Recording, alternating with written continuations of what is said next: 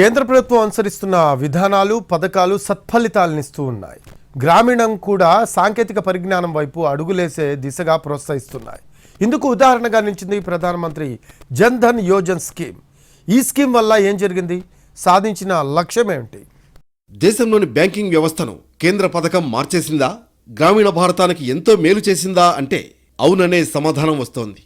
ఆ పథకమే ప్రధానమంత్రి జన్ ధన్ యోజన.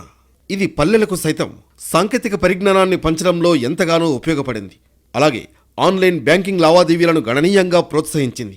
ఈ పథకం వల్ల సాంకేతిక పరిజ్ఞానం విస్తరించడమే కాకుండా వినియోగం కూడా పెరిగినట్లు అధికారిక లెక్కలు చెబుతున్నాయి. ఇటు ఆన్లైన్ బ్యాంకింగ్ లావాదేవీలను ప్రోత్సహించినట్లు కూడా అయింది.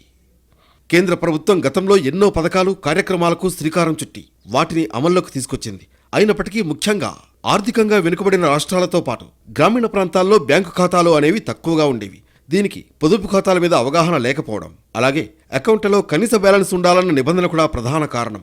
దీన్ని అధిగమించడం ఒక సవాలుగా మారిపోయింది. ఈ అడ్డంకులకు చెక్ పెట్టేందుకు కేంద్ర ప్రభుత్వం 2014 ఆగస్టు 28న ప్రధానమంత్రి జన్ ధన్ యోజన పథకాన్ని ప్రారంభించింది. దీని ద్వారా ఖాతాలు లేని వారు కనీస బ్యాలెన్స్తో పని లేకుండా ఏ బ్యాంకులోనైనా ప్రాథమిక పొదుపు ఖాతాను తెరవడానికి అనుమతి దొరికింది. దీంతో 2015 జనవరి నాటికి 12 కోట్లకు పైగా ఖాతాలు తెరుచుకున్నాయి. తాజా లెక్కలు పరిశీలిస్తే ఆ సంఖ్య 54.5 కోట్లకు చేరుకుంది. ఇక్కడ ముఖ్యంగా గర్వంగా చెప్పుకోదగ్గ విషయం ఏంటంటే ఈ ఖాతాల్లో 61% మహిళలవే.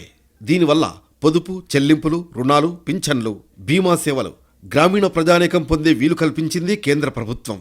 ప్రధానమంత్రి జన్ ధన్ యోజన పథకం అనుకున్న లక్ష్యాన్ని సాధించడంలో సహాయపడినప్పటికీ బ్యాంకింగ్ సేవలు, డిజిటల్ లావాదేవీల కోసం ఖాతాల వినియోగంలో ఇంకా సవాళ్లు మిగిలి ఉన్నాయంటున్నారు నిపుణులు.